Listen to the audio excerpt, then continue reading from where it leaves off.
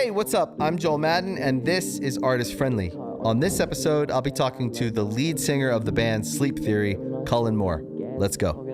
That's my kind. I don't want no bad times. I don't want to have bad. I love your music. Oh, thank you. I've been jamming it. That's how I like get ready for these conversations, is just listen to music. I don't do a lot of deep dives or anything. I just listen to music. The one thing that stood out to me that was really interesting was that you were in the Army. Mm-hmm. How long were you in the Army? I was in for 3 years. Okay. How was that? It was an experience. Yeah. The one thing about the Army is a lot of people say it's the most fun that you never want to have again. Right. So it was it taught me a lot, and it's it taught me a lot, and it's definitely things I'm happy that I went and did, and I'm very thankful of that time in my life. So. Where were you stationed? I was in a unit. I was the National Guard, so I was in a unit in Corinth. I was stationed out in Corinth, Mississippi. Cool. Yeah.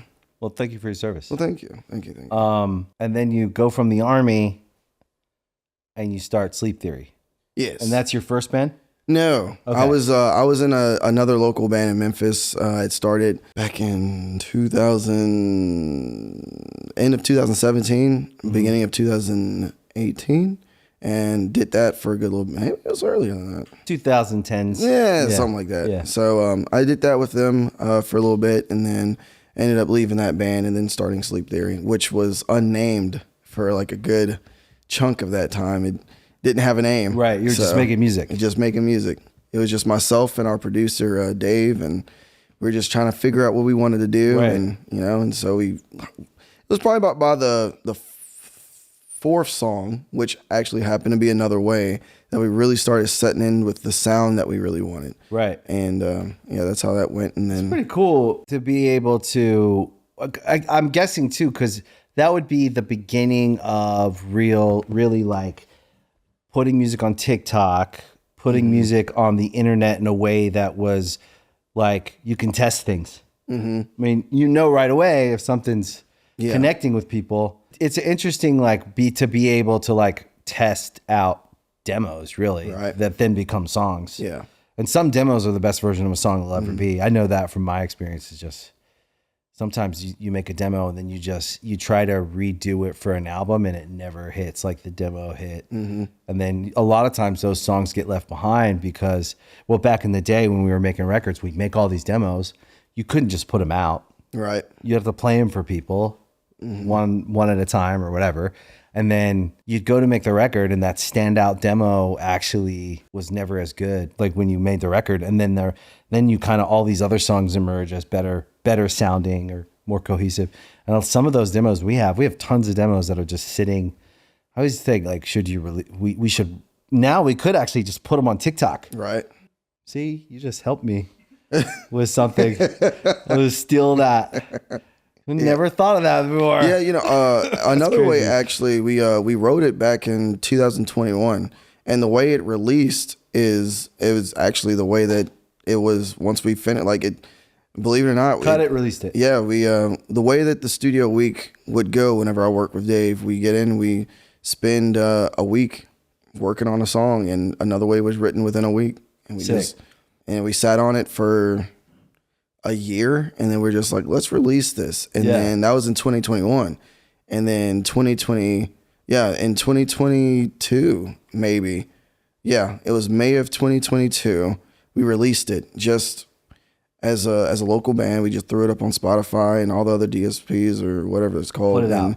And it didn't perform the way that we thought it could. So we took it off. We were just like, well, we'll just wait for this to... Because we knew that the song was good, we just didn't have the exposure that it needed. So we took it off, and then we were just like, well, we'll just wait for some kind of way that we can push this the right way. And then 2023 came around. I was like, should I post this on TikTok? And I went back and forth in my brain. I was like, no, because we posted it back in 2022 and it didn't. It flopped. And I was just like, so I was kind of back and forth with it. And then on a whim, I was just like, whatever. And I posted it and went to sleep and woke up. And the next day it was blowing up.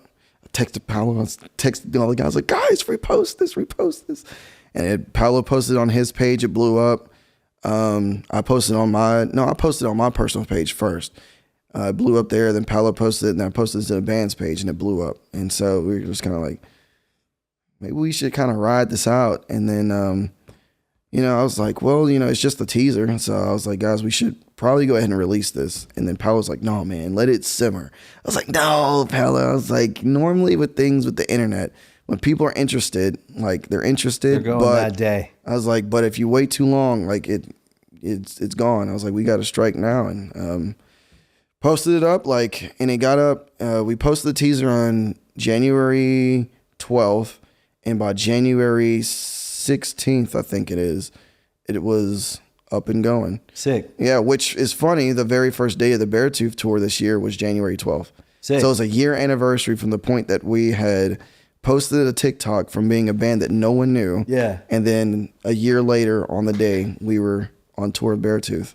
So it's pretty cool. That's dope. How's Beartooth? I love Beartooth. Oh, they're fun. They're dope. Yeah, they're cool. Nice guys too. Yeah, it was a great experience. That's cool. Yeah. It's a good tour. It's a good tour for you guys. Oh yeah, it was we went out and it was us, Invent Animate, Plot and You, and Beartooth, and everybody's like, "Oh man, are you nervous?" I was like, "Nah, We're gonna rip this shit. just get up there and do it." It's actually funny. The smaller stages are the ones that you feel a little bit weirder on. Like at least for us, we felt a little bit weird on the smaller but the bigger ones we get to run around and do this and that, so we feel a little bit more at home. Yeah. So it was a lot of fun.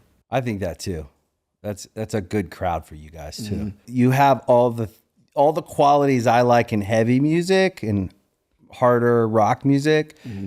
Is some great melodies, great choruses, but I love when people know when to scream, how to scream. Do you do all the heavy screaming too? Oh no. It's I do some weird scream thing. Right, I don't even know what it's. I just do something and it works. And people are like, the heavy stuff. Good. Daniel, the guitar player. He's got a growl, dude. Yeah.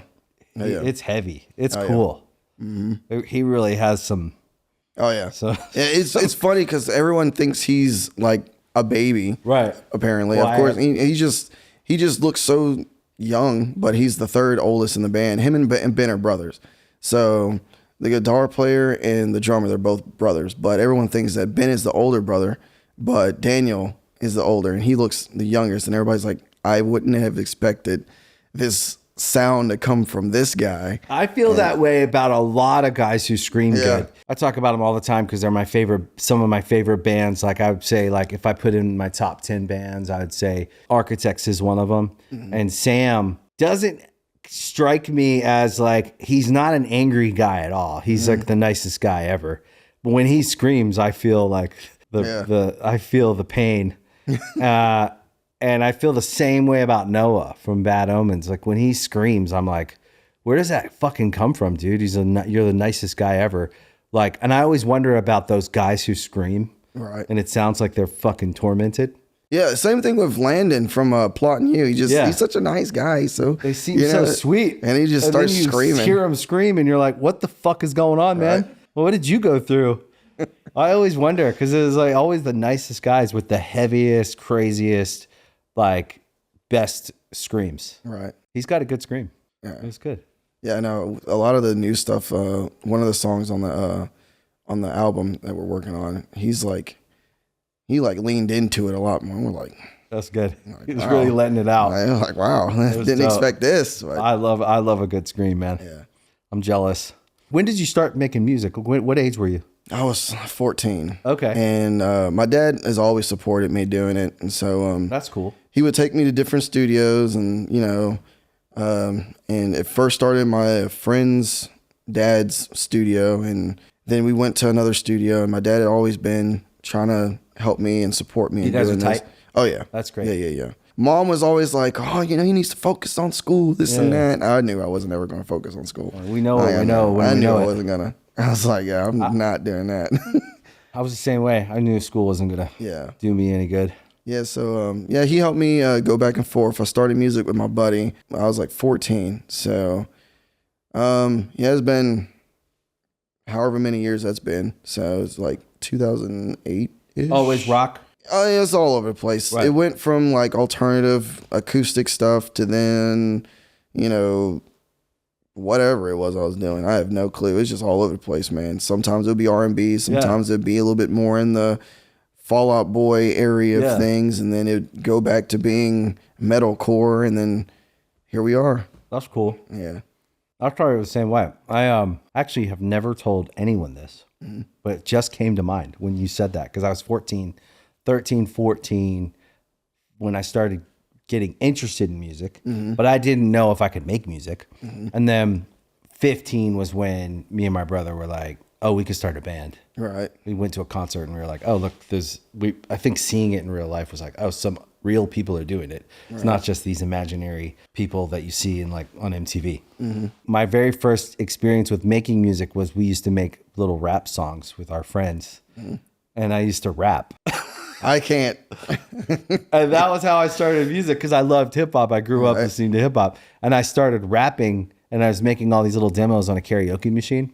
And just finding like these tapes would have the A side would be the song, the B side would be the beat. You remember that? Yeah. Yeah. Yeah. They'd have like some of them. Some of the hip hop singles would have the song. And then on the other side, there would be like the beat. Yeah, the instrumental. The instrumental. Yeah. That's what it's called. And I used to make these little rap songs. They're terrible. But I never really thought about how important that was to actually sing in a mic and practice a verse and keep trying.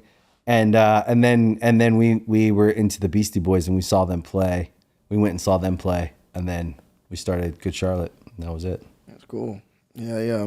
I don't even know how I knew that I wanted to be a musician. My dad was a musician. What did he do? He just sang. Okay. He sang, and him and my uncle, whenever they were younger, they would go in and make these little demos and record them off of a whatever them old recorders are. 4-track or 8-track or something. Yeah. Hey, they got the sound. Yeah. But then it was when I was around, I don't know how old I was, young, but him and my mom have a little music video that was just done off a little VHS. Yeah. That's cool. And so like he showed me that. At that moment, I was like, dude, this is what I want to do. Like, I didn't tell him that until like a few years ago because it didn't really occur to me that is whenever I knew I wanted to be doing music. And so, man, I chased after it. And my dad would be like, man, there's nothing wrong with wanting to do. See, this is where he gets me. He was like, there's nothing wrong with having music. He's like, but you need to have a plan A. I was like, I appreciate. And then the music blew up. He was like, man, he's like, I always told you music was your plan A. I was like, no, you didn't. This is plan A. I was like, but he would tell me, go to school. I was like, yeah, this and that. But he knew I wasn't listening. He knew I knew some way, somehow I was going to, some way. I was always hyper focused on making it. I was like, I know I'm going to do it somehow. Yeah, I think that the music business is a big mystery to everyone outside of it until you get in it. And then even when you're in it, the first 10 years, it's still kind of a mystery. You're like, so how does that happen? But then as you get time in it, any time in a space, right? Any space you're in, you start to build out your area and then you build it out further and further. And then the ecosystem of it starts to make sense to you. You can predict the weather.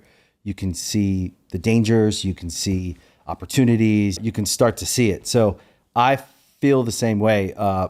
My mom was supportive in the sense of she would listen to our songs when we would record these little demos in our bedroom, but she was terrified of us not having a better life because she hadn't really figured it out. My dad was gone.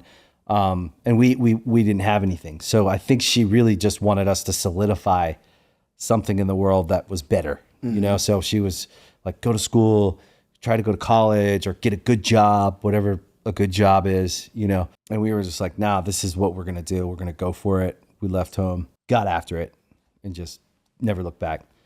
That to me is the approach you have to have all in. Now you also have to have talent. Yeah. Right? Yeah. So you get yeses when you have talent. You put the song out and people like it. Like you get yeses. So someone said this to me and I always repeat it because it makes a lot of sense to me. This writer, Jedediah Jenkins, who's a really, really great writer. He said, you got to love the things that love you back And there's something there with like doing things that the road continues to unfold as you go forward.